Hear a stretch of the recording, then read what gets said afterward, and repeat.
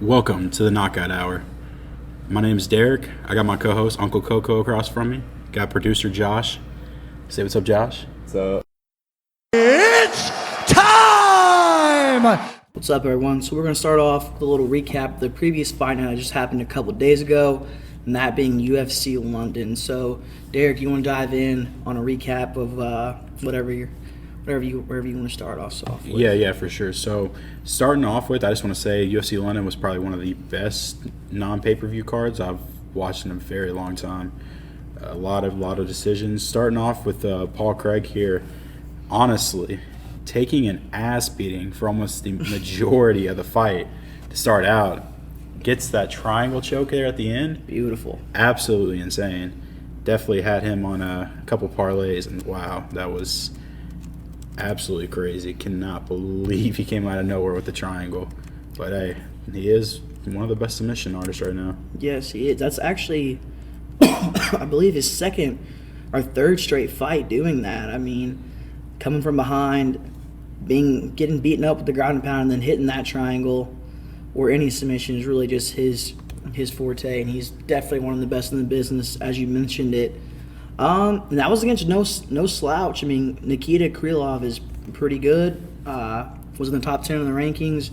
I think he just fell outside of the top 10 with that loss, but dude's no slouch. He's fought the who's who of the light heavyweight division. He's fought Jan Blachowicz, Glover Teixeira, Johnny Walker.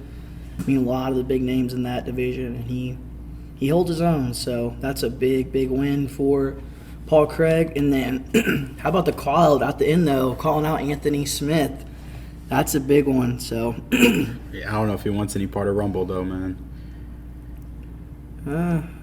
I don't know. That's Anthony Johnson you're thinking of, but Anthony Smith, Lionheart, he's pretty good. It should be a good fight. If they do end up doing the main event in Glasgow, as Paul mentioned, that would be an awesome fight night. I'm sure Paul was very sure to let everyone know he wanted that to be a 5-round fight. So he's definitely hinting at he wants that to be the main event. So that'd obviously be a really big one in the light heavyweight division, and he definitely deserves it. Yeah, no, absolutely. Going up to one of the next bouts on the main card, we could start up there. The Herbert and Ilya Torpuria. Honestly, Torpuria really took that fight on it was on short notice, because Herbert actually was scheduled on the early prelims. Before that, I believe there was a fight that got canceled, if I've seen that correctly. Let me double check here. Yeah, just to let everyone know, that fight did not start off the way Ilya Torpuria wanted. As Herbert knocked him down early and was looking like he might even take over the fight. For those of you that don't know, Torpuria is very talented. He's currently 12-0. He was a top 15 featherweight, moved up to lightweight, and he definitely made a stamp there with this past knockout win over Herbert. It was no slouch himself. I mean, he's more of a journeyman, but he's definitely bounced around. He's definitely very, very talented. So. Yeah, no, talented for sure. Yeah, it looks like Herbert was originally supposed to fight Mike Davis, and he got canceled for whatever reason that may be. But yeah, it looks like Torpuria, he took the fight on short notice and definitely didn't waste the opportunity. That's for sure. I know it was. I mean, it was like 1 second it was a close fight. The next second we look up and Torpuria's got Herbert KO'd. So, I mean, he's definitely a young stud. I think he's coming off a few KO wins, at least a couple. Yeah, it looks like that was his third straight KO win. He's fought some good guys coming up. I mean, Damon Jackson just got a win a couple weeks ago. Ryan Hall, one of the best submission guys in the game. Then Herbert, who's an up and comer. That would have been definitely an upset if Herbert would have won, but Torpuria definitely took advantage of the moment, even after facing some very early adversity. So Yeah, definitely. He's definitely great want to look fight. out for. Definitely want to look out for in the future. Yeah, absolutely. Definitely keep an eye on him. Going up, Molly Mccann, absolute warrior. Definitely put on a clinic the entire fight. I mean, the second round was a little shaky. It definitely took some hits, but I mean, honestly, Molly looked pretty good for the most part in her home country, and that spinning knockout was, I mean, I know it's early, but knockout of the year potential for sure. That spinning elbow was sick. Yeah, Meatball definitely, Molly Meatball can definitely took advantage of being at home in London for that spectacular knockout. I think we would be remiss to say the girl she was fighting, maybe it didn't seem like she was up to par with some of the other UFC talent. I was gonna say the same However, thing. she was before this fight, I believe 3-1 in the UFC. So Yeah, I mean, who knows? I mean, she was lengthy. She had some length on her, but man, she just didn't look like she was all there. Honestly, it just something was missing. yeah, and I mean, well, it looks like a lot of her previous fights were in the U.S. So I mean, maybe she was having some jet lag being over in London, even though it does look like she's from Brazil. So I'm not really sure, but tough night for her. She did, like Derek mentioned, she did put up a tough fight in the second round, and I mean, she did put up a fight the whole time, but in the end, she was unfortunately brutally knocked out by Molly Meatball McCann, and Molly McCann did not waste the time celebrating, running out and immediately going and grabbing the plastic title belt to show off in front of Fake everyone. title, man. I mean, A little cringe, not gonna lie, but you're a badass like that. You can do what the fuck you want, I guess. So yeah, you knock somebody out like that, and yeah, do what you got to do, I guess. But man, yeah, Molly McCann definitely wasted no time there. That was a really fun fight to watch. It kept you on your toes the whole time. As Derek mentioned, Molly showed off the hands really beautifully. She was constantly pushing Carolina against the cage and giving her hands left and right. But we'll move on to the next fight. That was Gunnar Nelson and Takashi Sato. Man, Gunnar Nelson looked good for coming back. I think off a 2-year layoff. yeah, he was definitely on a layoff, and he definitely impressed. I mean, the fight was a little bit slower than I like, but it's fun to watch, and I honestly thought he had control the entire time. Yeah, he looked a little gun shy on the hands, but it's always good to get back in the win column, especially it looks like after 3.5 years. Yeah, it looks like 2019 was his last fight. 2019 was his last fight, and It was 2018 Leon was his last Edwards and win. Gilbert Burns was actually his last two opponents, and both losses. Both killers, though, as they both sit currently up top of the Top 170-pound division. Yeah, both top 3. Leon Edwards supposedly getting the next title fight, so that'll be interesting to see. But let's go back to Gunnar Nelson. I mean, he looked pretty good. I felt like after the long layoff, like I mentioned, he was a little gun shy on the hands, but whenever Sato came in, he got the chance to get the takedown. Man, he looked good down there on the ground, especially getting that body triangle, taking his back in the body triangle and just cutting off Sato's breathing, just hammering away. Yeah, no, absolutely. So let's move on to the absolute stud of the card, Paddy the Batty Pimblett. One of my favorite fighters in the game today. I mean, I think he could improve just a tad bit on his stand-up, because I did think he took a couple shots that were a little bit scary there for a minute. But honestly, man, he's got the charisma, and I like the way he's looking. I don't know if he's the stud of the card. He's definitely the biggest star on the card, I do believe. But yeah, Paddy. I mean, he's definitely brought in the viewers. Slow.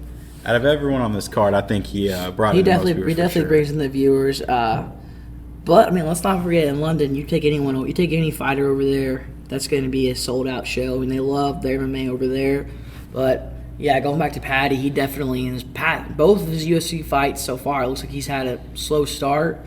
Takes him a second to get in that rhythm, and then once he does, he's a straight killer. I mean. We heard a lot of people saying take Paddy by knockout. I think a lot of people really discredit his ground game. He's one of the best jiu-jitsu guys. Very underrated jiu-jitsu artist. And, I mean, going back to his cage wars, he has all kinds of nice submissions, good-looking highlight submissions. And he makes the ground game fun, just really tough to do. I think we'd be remiss, though, if we didn't mention that Rodrigo Vargas, I mean, certainly no respect to him. I mean, he's made it all the way to the UFC, but he's definitely probably not on the level that of his opponent. Paddy is, in my opinion, a little bit better than him, obviously, and I think Paddy's bound for bigger and better things. So where Vargas is going to be more of a journeyman, most likely throughout the rest of his career.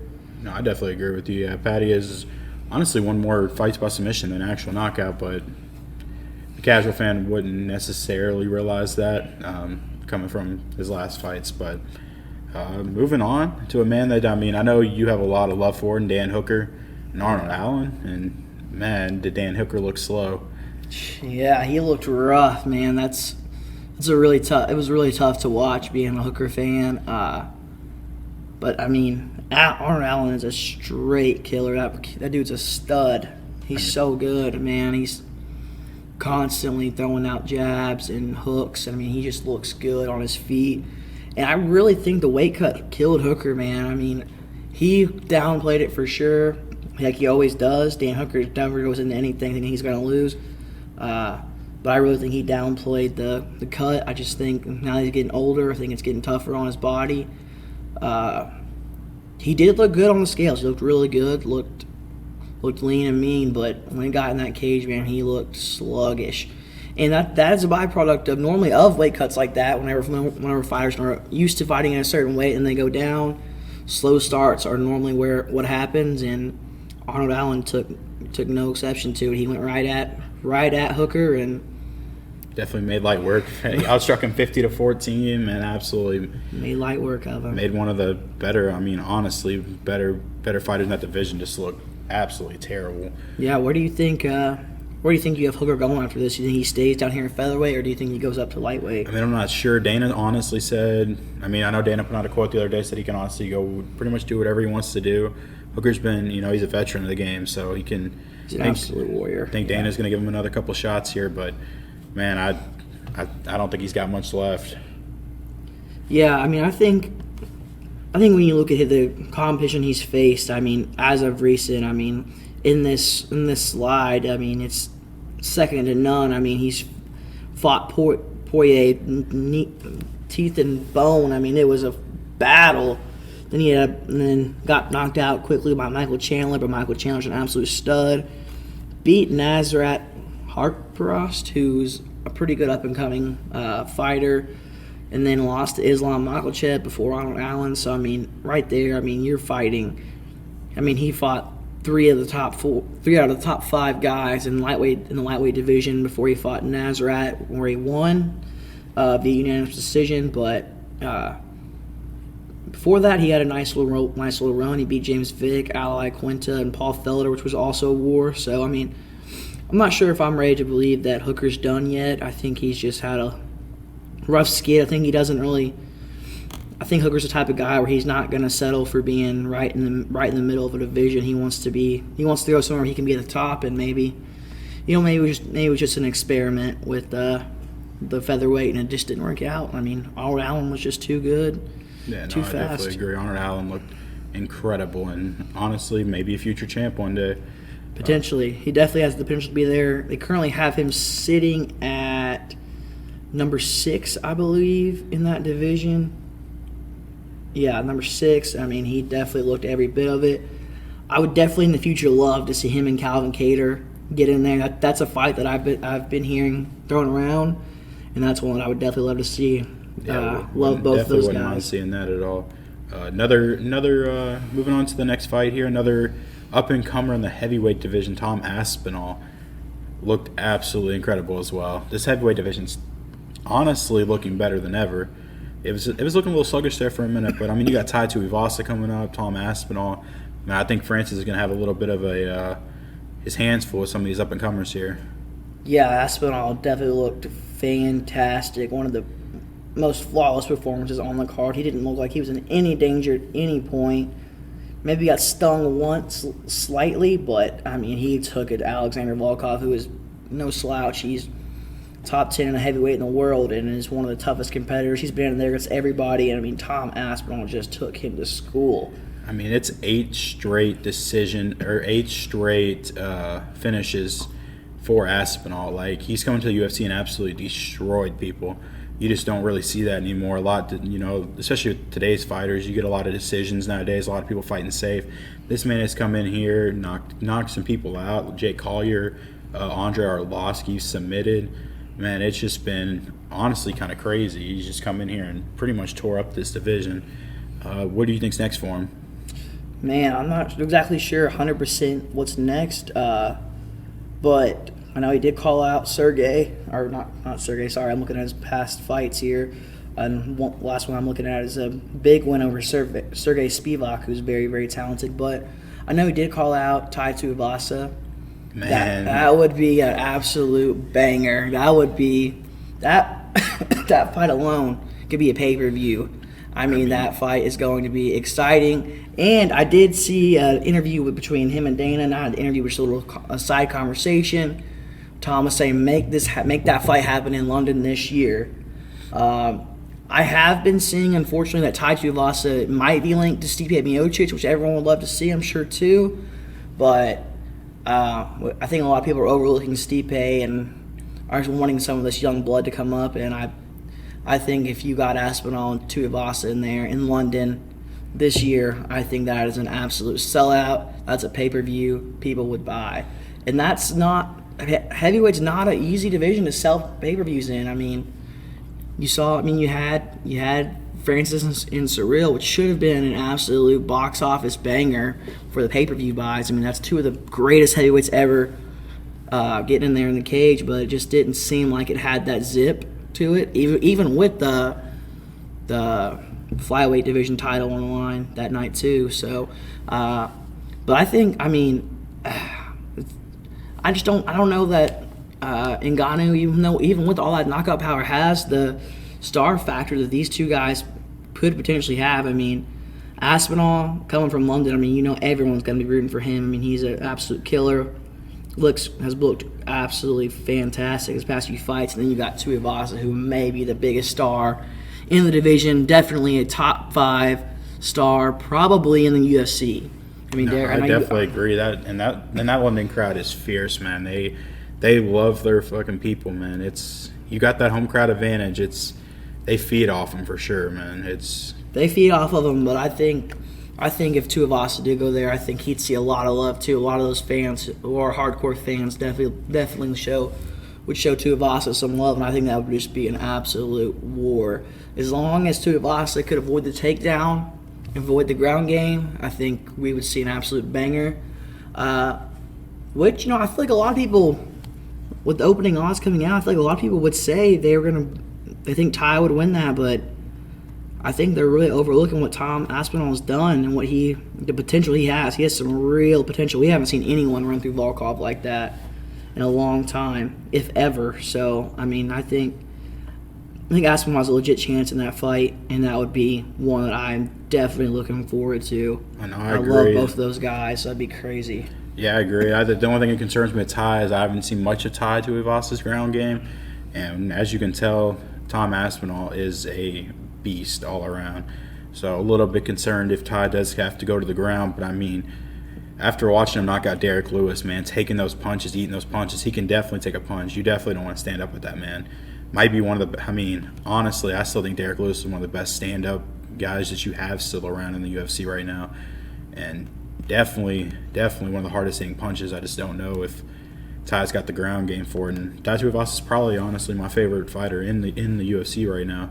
So it's definitely crazy, but yeah, Ty does have a submission loss to Sergey Spivak, as I mentioned earlier, who Aspinall has actually beaten. But I mean, after that, I mean, knockout over Stefan Struve's been on forever. Harry Hunsucker, who I mean is a local guy actually here to us, and he's near Indiana. He's I think just down in Kentucky. So then Greg Hardy. I mean, everyone has their opinions on that. That's a good win. Take that for what you. Take that for what you want. Then Augusto Sakai, who's a knockout artist himself, he may actually be he's either from Hawaii or someplace like that, maybe Australia or something. Let's see if I can find out here real quick. Actually from Brazil. I definitely misspoke there, but he's a big knockout guy. And then you have the big win over Derek Lewis, which, I mean, was not looking good, and Ty was not looking good for Ty. No. Ty showed he has a hell of a chin, though. He does have and a he's chin. an absolute warrior, and then he put Derek Lewis out. Man, you gotta love the shoey. And then you gotta love the shoey. Gotta love the shoey. Gotta love the shoey. So we'll close that card down. London card was, as Derek said, I mean, that was one of the best. It had a real pay-per-view vibe, and I mean, a lot of people said it was a good card. I think it could have been better. I mean, I find it tough to believe that you don't have. How do you not have Leon Edwards on a London card? He's about to fight for the world title. I mean, I think that's why it wasn't on there, though. that's gotta be why. That's gotta be why he wasn't. I mean, he wasn't on there. Nathaniel Wood wasn't on there, which he was supposed to be. Unfortunately, he got scratched. Not exactly sure what happened so with I didn't that. ever see exactly what happened with that, but yeah, I definitely did see that. But yeah, that was really unfortunate. I was looking forward to seeing Nathaniel Wood. It says Morales illness, so kind of sucks we didn't get to see him. And I'm sure there was a few others that were missing. Would definitely love to see Connor on a Europe card coming up. That'd be absolutely fire as well. So I would love to see Connor back in the ring. Yeah, Dana said they want ones that want to go back to London soon. So You think little Connor Kamaru? They were talking. I know him and Usman having a little bit of an exchange, and Connor's such a big name. I think he just hops right back into a title picture, at least pretty close, even after a couple losses here. But oh yeah, Connor's he's one fight out for sure, at least, if he's not coming right back into one. I mean, still, I think he's 1-4 in his last 5. He's just, it's Conor McGregor. That man's going to come back and do whatever the hell he wants. Absolutely sell pay-per-view. And he's going to sell pay-per-views. So we'll take a little break here. We'll close down the London card, and then we'll get back in with the UFC Columbus card coming up this week, Saturday, March 26th. All right, we're back here on the Knockout Hour. And to start off, we're going to dive right into the UFC Fight Night Columbus card coming up here March 26th. And to dive in, we're going to dive into the number 9 versus number 8 in the world, David Dorack versus Matthias Nicola. And honestly, don't know a ton about this fight, but going into it, David Dvorak is the odds-on favorite as of right now. Going into it, still got a few days here until we go off. He has beaten the names of Jordan Espinosa, Bruno Silva, who's also on this card. Definitely gotten some decision wins over them. His last fight win, it's a rear naked choke in the first round, so definitely good on the ground. Kind of have to look more into this fight just a little bit, but definitely should be promising. Yeah, and he's fighting no slouch in Matthias Nicola, who's currently 5-1 in the UFC.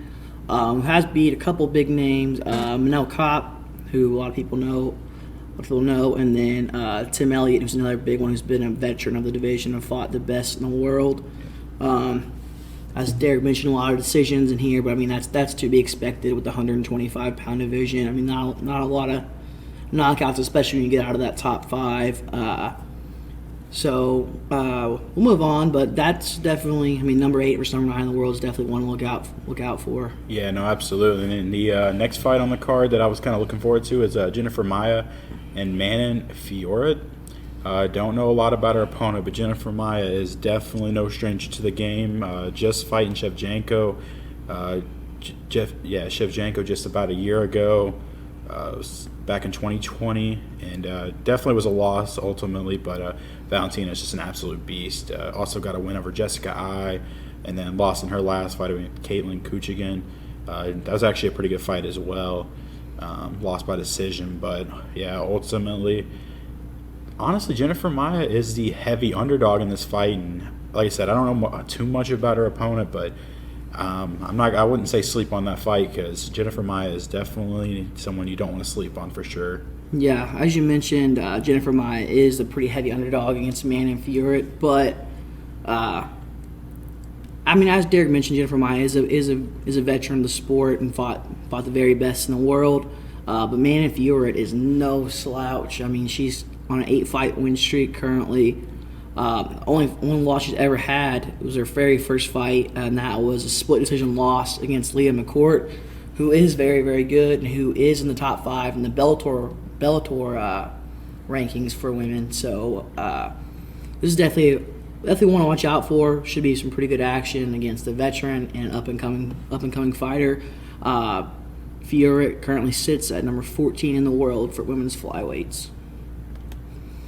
All right, now we'll go ahead and skip forward a few fights to one that I personally believe should be on the main card. These are probably two of the biggest known guys on this card, and that being Neil Magne and Max Griffin. Obviously, Neil Magne is fantastic. He's fought the very best in the division, such as RDA, Johnny Hendricks, Carlos Condit, Robbie Lawler, Michael Chiesa. I mean, this guy's just fought everyone in this division. And I mean, he's definitely not an easy fight for anyone. I know he's going against the surging Max Griffin, but I look for this one to be a potential fight of the night. Neil Magne currently sitting at number 11 in the world, should be really good. And then he's going up against, like I said, Max Griffin, who's surging, who's currently coming off a win over Carlos Condit. Before that, had 2 more. So. Yeah, he's looking good as well, but I personally would look for Neil Magne to win that one. But you never know. I would not count out Max Griffin. He's looked very, very good as of late. Yeah, no, I completely agree with you. Yeah, Max Griffin, I mean, definitely looked good. But I gotta agree with you. I just think Magne. I think he's got it here. But yeah, like you said, Max Griffin's fighting Carl. I mean, he's beating Carlos Condit. He's been in the ring with Thiago Alves, man. I mean, Colby Covington. Got some interesting stuff to talk about him in a little bit. But yeah, man, he's honestly they're both veterans. Honestly, been around for a little while, and we'll see how that goes. Be definitely be a good fight. Yeah, the next fight we'll look at is Mark Takashi versus Vyacheslav Borshev. Borshev. Sorry. Yeah, I don't know too much about these guys. I know Mark Takashi is a very fun fighter to watch. He's an awesome fighter to watch, and definitely never a dull moment with him. And then you got Borshev, who's a very good up and comer, and a lot of people are picking this to be the fight of the night. So we'll see.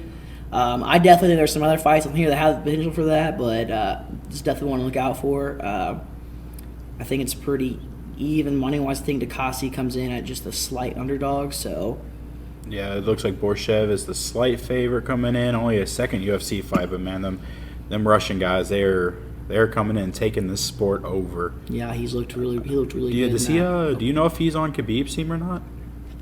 I'm not sure about that. Yeah, I know a lot of the. He should be. He should be on Khabib's team. He's fighting out of Sacramento, so he should be on. Actually, this is with Team Alpha Male. So he's Uriah. Yeah. Yeah, so he's with Uriah. It looks like, as you mentioned, not maybe he trains with Khabib some. Who knows?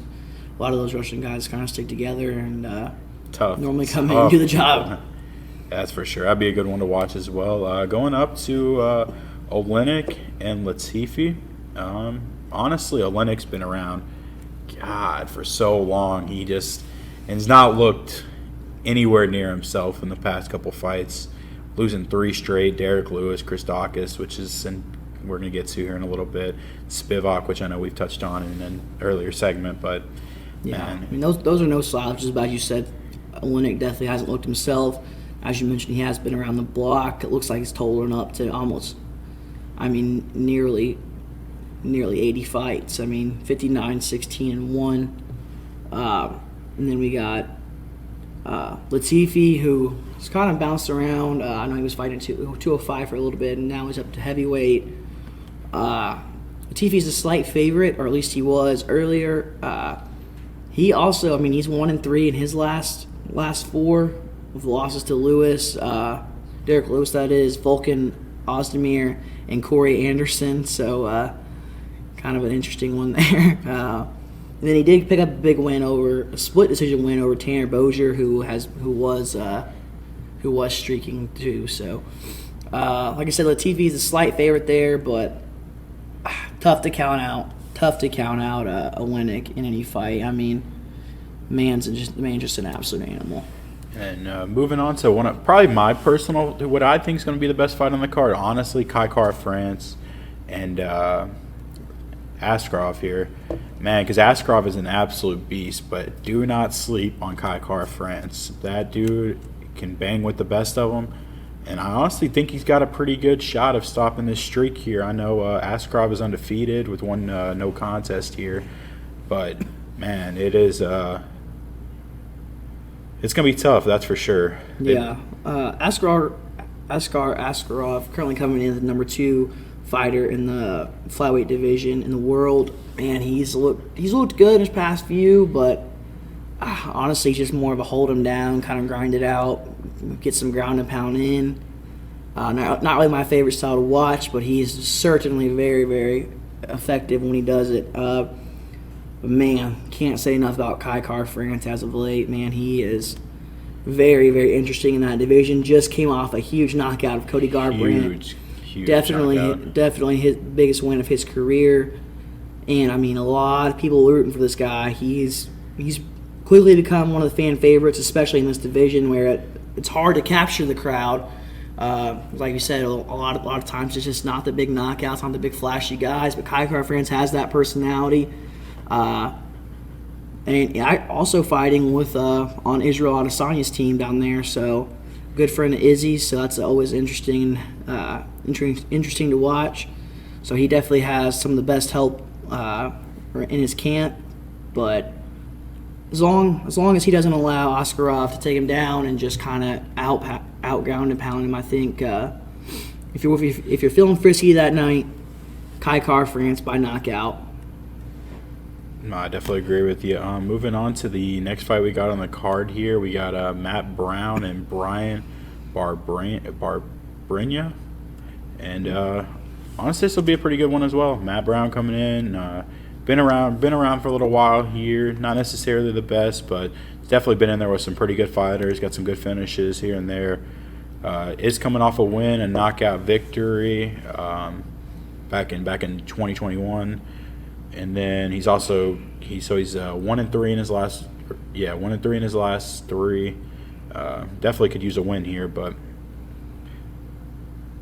yeah, Matt Brown looks. I mean, he's from Xenia, Ohio. It says I think he's from near Cincinnati area. So, I mean, Columbus not being too far away from that. I mean, he's gonna be right at home. I mean, it's going to be just like those fighters last week, how they were in London. I mean, that's exactly the recognition he's going to get here in Columbus. I would look for him to edge out Barbrina. But Barbrina, I mean, he's no stranger to having to fight guys who are coming up. And, I mean, he's fought the likes of Colby Covington, Leon Edwards, Jake Ellenberger, Vicente Luque, who's very good. He actually derailed the Sage Northcutt hype train, if you guys remember that back in the day. Sage Northcutt was a big up-and-comer, and he was the first one to defeat him. So I think this could be a very interesting fight as well. I personally would look for Matt Brown to get the slight edge here.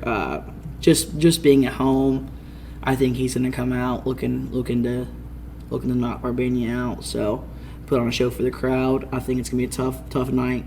Tough night for both these gentlemen, but I would love for Matt Brown to edge it out.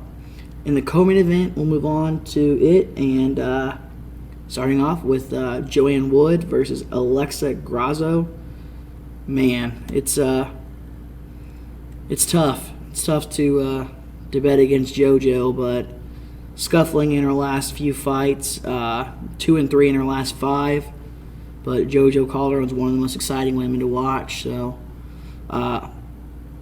I don't know too much about Alexa Grazo. Derek, if you know anything about her? She is coming off a big win against Macy Barber, and I do know that Macy Barber is an absolute badass, so I'm going to say if she got a win over her, I remember watching that fight back on the Usman-Burns card.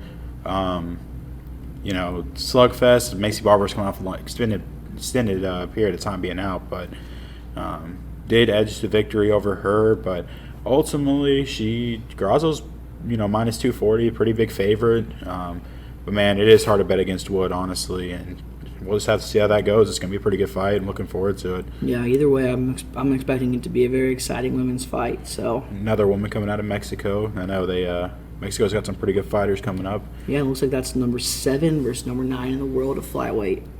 So we'll move on to the main event. By far, probably the biggest fight on this card as far as names go, and that being Curtis Blades and Chris Daukaus. Curtis Blades and Chris Daukaus both coming off of recent losses to Derek Lewis. I know Blades has had one fight in between against Jay Rosenstrike where he did come up with a unanimous decision. But before that, took a big knockout loss to Derek Lewis. And Chris Daukaus did the same thing. I mean, he was mowing through that division, the heavyweight division in the UFC, before he got taken out by Derek Lewis inside of one round. So both these guys really needing wins here to kind of figure out where they're going in this division. Currently, Chris Daukaus is number 9 in the world, and Curtis Blades is number 4. So we've got a top 10 battle here.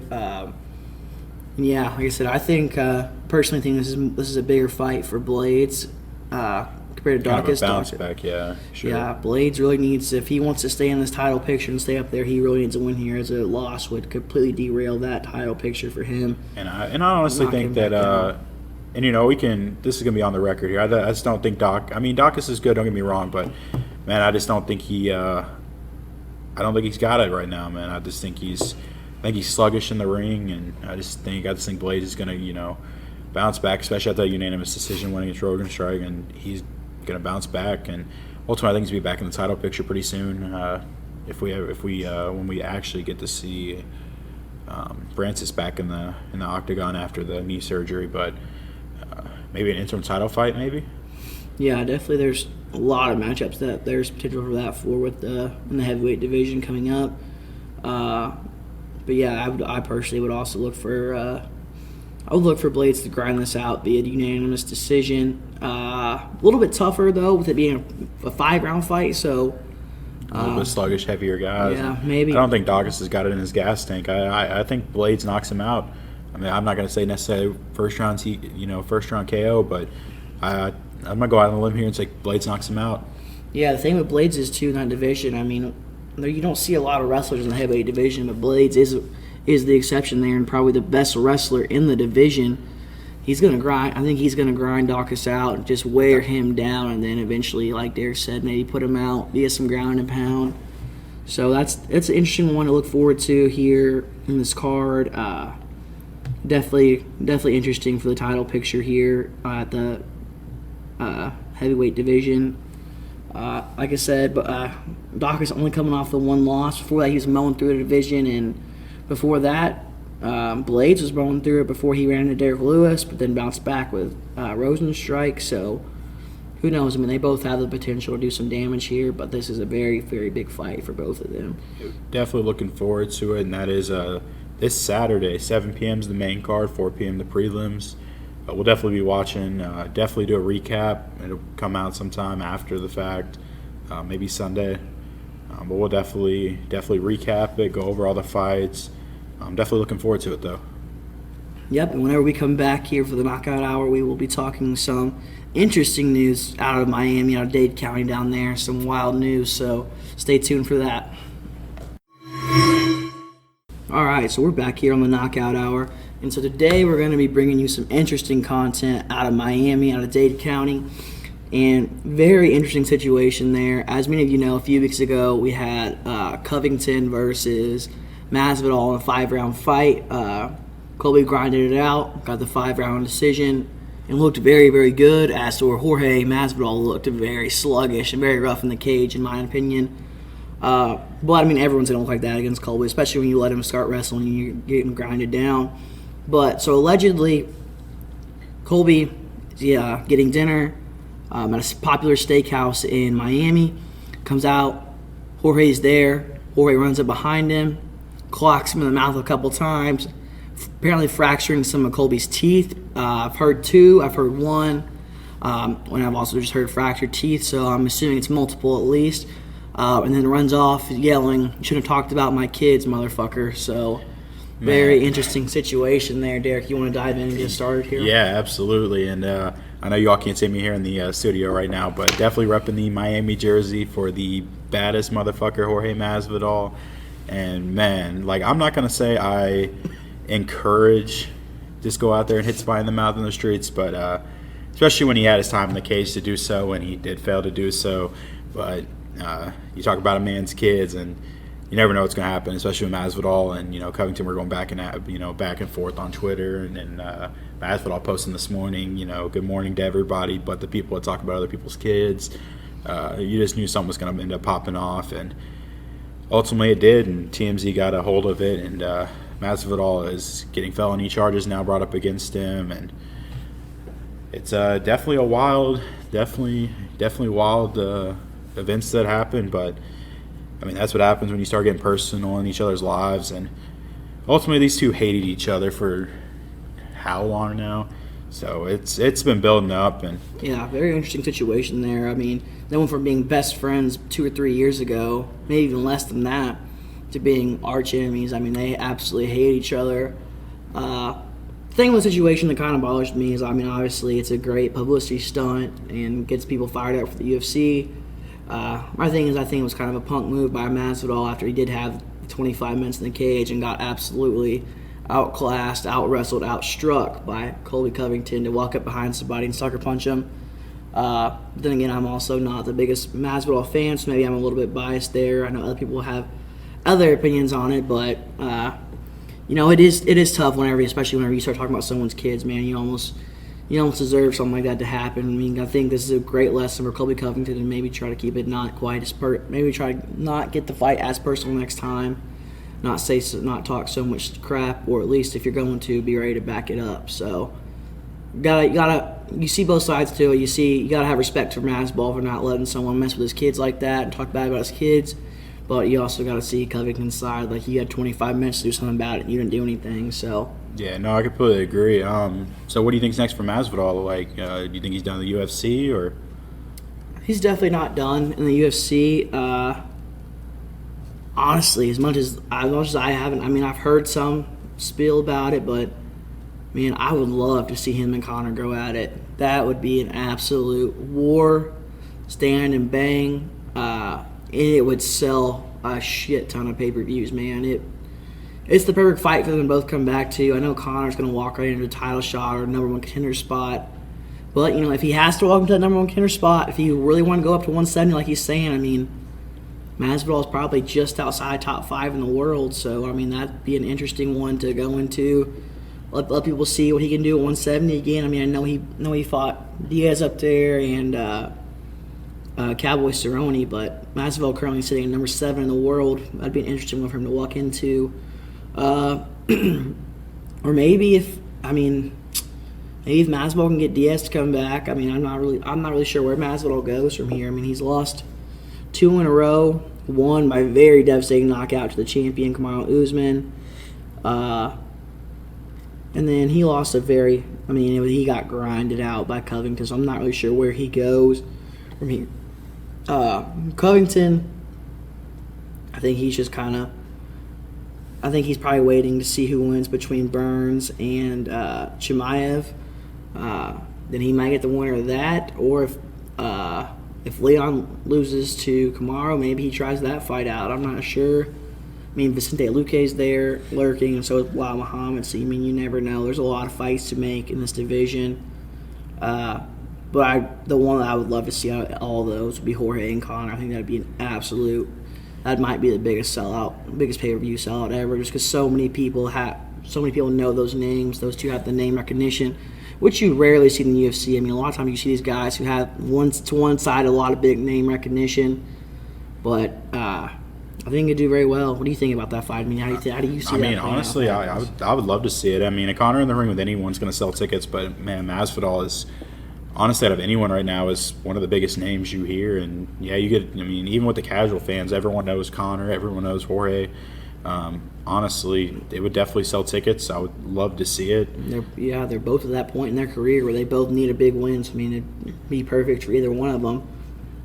Especially with Conor saying he wants to go up and fight Kamaru, I don't see him walking into that to that fight as much as I do a lightweight title shot, especially with Chimaev. I mean, if he goes out here and mauls Gilbert Burns here in a few weeks, I mean, it's going to be pretty much inevitable to get him a title shot, or at least in there with Colby Covington to figure out if he really is the best in the world. So yeah, no, I definitely agree, and man, I honestly think he's in. I think Osman is one of the best fighters in the world right now. I'm a little worried they're pushing him just a little bit too quickly, and I would like to see him maybe another fight or two before he gets that title shot.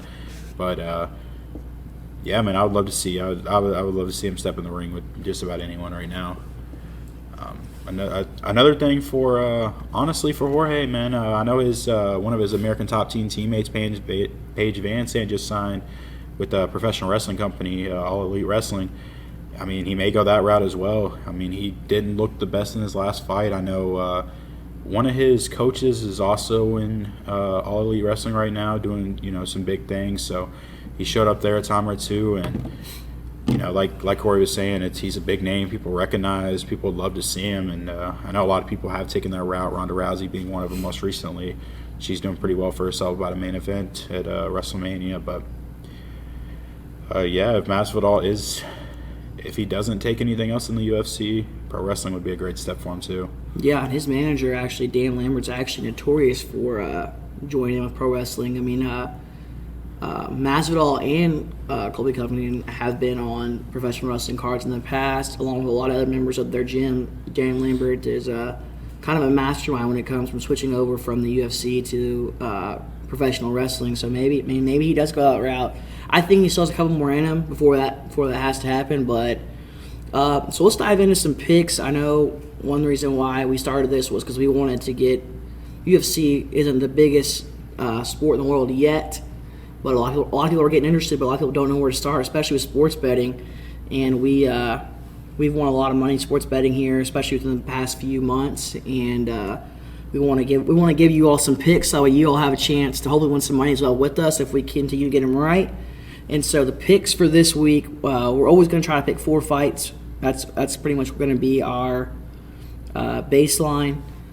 So we have Neil Magne, Curtis Blades, Matt Brown, and Elias Kurizev, all to win on the money line. And if you were to bet that right now for $25, you would win 107. So plus 329 odds. Definitely have a good chance to win that. It's a good opener. This card coming up is kind of a tough one to pick with a lot of unknown guys. So we think that's probably the best one to go with. But now we're going to dive into a little bit of Sweet 16 action. If you're ready, Derek, we'll give you some picks there as well here and just coming up. I like a lot of the underdogs here, man. A lot of the underdogs coming up. I mean, the ACC looks tough to beat. ACC looks tough, especially North Carolina. I think North Carolina might be the team to beat in it right now. I mean, yeah, and I don't disagree with you there. North Carolina is looking amazing. We start with the games here on Thursday. First game to tip off there is going to be Gonzaga, Arkansas. Personally, Gonzaga looks pretty good. I think Gonzaga wins that game. I like the spread, though. 9 points for Arkansas. Arkansas was a top team in the SEC. So, we're going back. That SEC, I am kind of biased here. Honestly, the SEC was talking a lot, and as you can tell, a lot of their teams did lose early on, and I don't think they're maybe not as tough as everyone thought they were. But yeah, 9's a pretty big spread.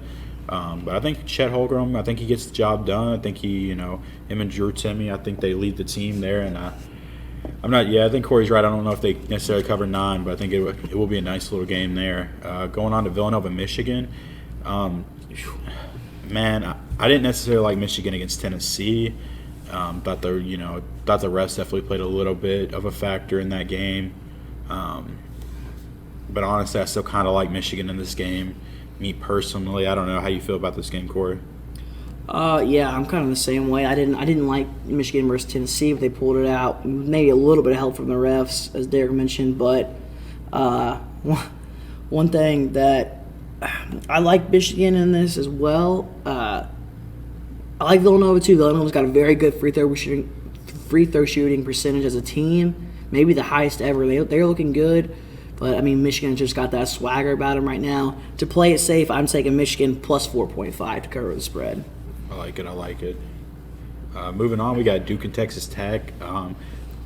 Shockingly, Texas Tech opens up as a 1-point favorite. Me personally, I like Duke. I think the ACC is pretty tough this year.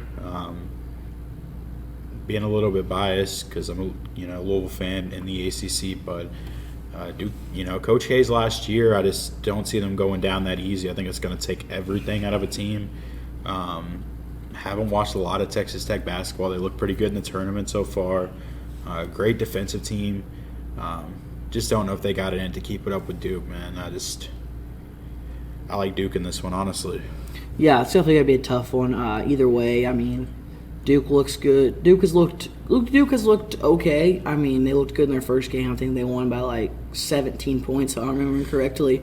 And then last game, they looked a little rough against Michigan State, but Michigan State was looking very well. So Texas Tech, like Derek said, I haven't seen a ton of Texas Tech basketball, but they have looked good in the tournament. I think it's going to be a tough game either way. I was personally kind of shocked, though, that Texas Tech opened up as the favorite, however. But last I checked, Duke was plus 100. I'm taking Duke plus 100 any day of the week to double my money. Yeah, no, absolutely. I definitely agree with that. Moving on to Houston, Arizona. This is another one that Arizona's opened up at minus, a 1.5, and I honestly think Houston's riding this hot wave, and I think they're going to do it, man. I think they're going to the Elite Eight. I think they're beating Arizona, and that's just how I'm betting this weekend. I could not agree more there, Derek. It's definitely an interesting game to call, but Houston's riding that wave, man. They look really, really good right now. Outside of North Carolina, they may be the team to beat as well. Arizona barely escaped in the last round, I'm pretty sure. They didn't look too great. I think Houston gets it done, personally. Yeah, no, absolutely. So moving on to Friday's game, starting out with St. Peter's and Purdue, man. St. Peter's, the Kings of Kentucky right now, wins over Kentucky and Murray State. They're definitely riding the hot wave, but man, I've bet against them both times, lost both times, but man, I think Purdue's got it. They got that big, he's like 7'4" man in the middle, and he is an absolute monster. I think Purdue's got it. Yeah, I agree there. I think it's gonna be a good game, though. Honestly, I think Purdue's got it. However, very, very big spread here at 12.5 points. A lot of people think St. Peter's is just this Cinderella story coming out of nowhere, but they come out of a very, very good small school basketball conference. I mean, you got Iona in there, coached by Rick Pitino. It was a very solid team this year. St. Pete beat them. St. Pete beat UK. St. Pete beat Murray State, which was 30-2. I mean, they're coming out of a very tough conference. I mean, they look good. So, I mean, while I do think Purdue pulls out the win most likely just due to their height and their length and their athleticism, I like St. Peter's to cover the spread. Yeah, absolutely. And can the Kings of Kentucky now become the Kings of Indiana? I guess we'll see. Moving on to Kansas Providence. Kansas open up 7.5-point favorite. I don't hate that, honestly. I think Providence is, they got a pretty good offense, but I think Kansas is riding one of those teams that are just riding that hot wave right now, and coming in as a 1 seed. I think they edge this one out. I don't necessarily know if they win by 7.5, but it's definitely gonna be a close game. Yeah, I gotta be honest. This is kind of like the game that least interests me as far as betting wise. I do think Kansas pulls it out. They don't have great odds. I mean, they're pretty big favorites, but so yeah. I mean, if you're gonna touch it, I would say money line. But I'm personally gonna stay away from this game just because I could see Providence pulling it out. But lastly, I believe this is the last game. That's gonna be Iowa State versus Miami, and that. Oh, there's one more, but we'll talk about Iowa State versus Miami real quick. I think this is a toss-up game, man. I don't me and Derek are split on this. Derek's taking Miami. I'm taking Iowa State. But I don't think you can go wrong with either team. Both teams are riding the wave. Both teams look very good. Miami's beat some very good teams. I believe they just beat Auburn, which is the number one seed, I believe. Two seed. Yeah. I mean, yeah. Maybe some teams. Iowa State's looked good against number 3 Wisconsin last Sunday. So, I mean, both teams look good. Both teams riding the wave. I personally look for Iowa State's fast pace to pick up and take over, but I mean, the way Miami's playing, you definitely can't count them out. Yeah, absolutely. Another one of those ACC teams that are just riding that hot wave. And another conference everyone said was down this year, and they are trucking along. Speaking of the ACC, the other game of the night, North Carolina, UCLA. UCLA opened up as the favor, which I personally do not like. I think North Carolina is playing, if not the best basketball in the tournament right now. They always usually got a good squad, but man, Armando Baycott, he's just a beast down low, and absolutely, they are just giving teams more than they can handle right now. Yeah, I'm not currently looking at a bracket right now, but if I was, I know if